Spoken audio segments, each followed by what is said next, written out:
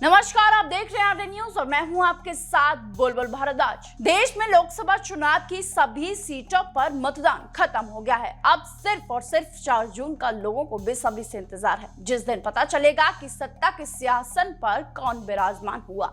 लेकिन अभी नतीजे घोषित होने से पहले इस बात की कयासबाजी शुरू हो गई है कि चुनाव के नतीजे कैसे होंगे। तमाम राजनीतिक विश्लेषकों के साथ अलग अलग जगहों के सट्टा बाजार अपने अपने दावे कर रहे हैं। फिलहाल एग्जिट पोल से पहले राजस्थान के फलौदी सट्टा बाजार और मुंबई सट्टा बाजार ने बड़ी भविष्यवाणी कर दी है और बता दिया है कि लोकसभा 2024 के चुनाव में कौन बाजी मार रहा है। और अब आप ये भी जान लीजिए कि सट्टा बाजार के मुताबिक भाजपा को उत्तर प्रदेश में कितनी सीटें मिल गई हैं। 2019 के चुनावों के नतीजे कैसे थे, मध्य प्रदेश और छत्तीसगढ़ में क्या अनुमान है, देश में किसकी सरकार बनने जा रही, तो ये सारी चीजें आपको इस वीडियो में देखने के लिए मिलेंगी, इसलिए आपको वीडियो को अंत तक देखना जरूरी होगा। फलौदी सट्टा बाजार ने अनुमान लगाया है कि उत्तर प्रदेश में कम वोटिंग होने के कारण भाजपा को नुकसान हो सकता है, मगर फिर भी भाजपा वहां 80 लोकसभा सीटों में से 63 से 65 सीट जीत सकती है। उत्तर प्रदेश में सपा और कांग्रेस मिलकर चुनाव लड़ रही हैं, जबकि भाजपा का अपना दल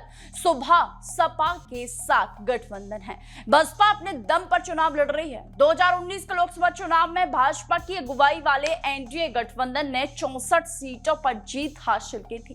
तब बसपा और सपा ने मिलकर चुनाव लड़ा था। इसे यूपी में डेडली कॉम्बिनेशन कहा जाता है। तब बसपा को 10 और सपा को 5 सीटें मिली थी। कांग्रेस एकमात्र सीट रायबरेली जीत पाई थी।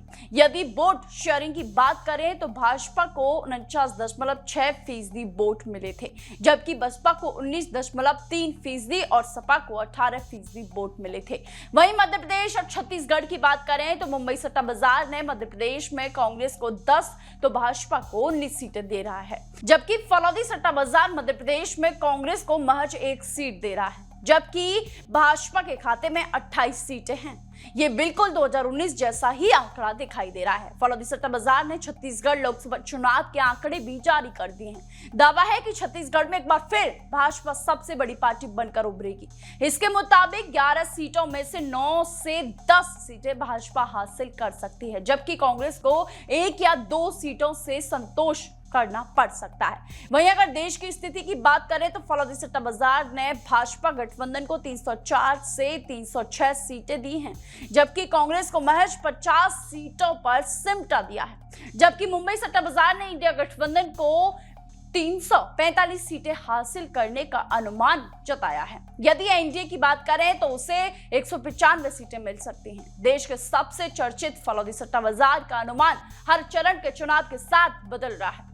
13 मई को सट्टा बाजार की ओर जारी अनुमान में कहा गया था कि भाजपा को इस बार आम चुनाव में करीब 300 सीटें मिल गई हैं। वहीं कांग्रेस पार्टी को महज 40 में से 42 सीटें मिलने का अनुमान लगाया गया था। करीब 1 हफ्ते बाद सामने आया फलौदी सट्टा बाजार के नए अनुमान को बीजेपी का ग्राफ 300 सीटों से नीचे गिर गया है और कांग्रेस की सीटों में इजाफा हो गया है। इससे पहले मुंबई सट्टा बाजार ने भविष्यवाणी की थी कि बीजेपी को अकेले 295 से 305 सीटें मिल सकती हैं, जबकि कांग्रेस को 55 में से 65 सीटें मिलने का पूर्व अनुमान लगाया गया था।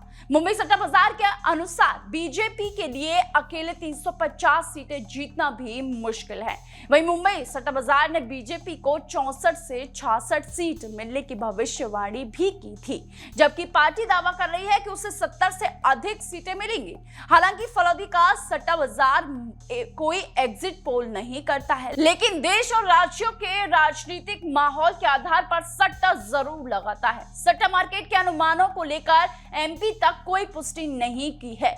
अब वास्तव में सही परिणाम क्या होंगे ये तो 4 जून को ही पता चलेगा, जब परिणाम सामने आएंगे। कुछ हद तक अंदाजा 1 जून को आने वाले विभिन्न एग्जिट पोल में लगभग लग सकता है, लेकिन सही परिणाम जानने के लिए सभी को 4 जून तक इंतजार करना होगा। ऐसी तमाम जानकारी के लिए बने रहिए सिर्फ और सिर्फ आरएन न्यूज के साथ।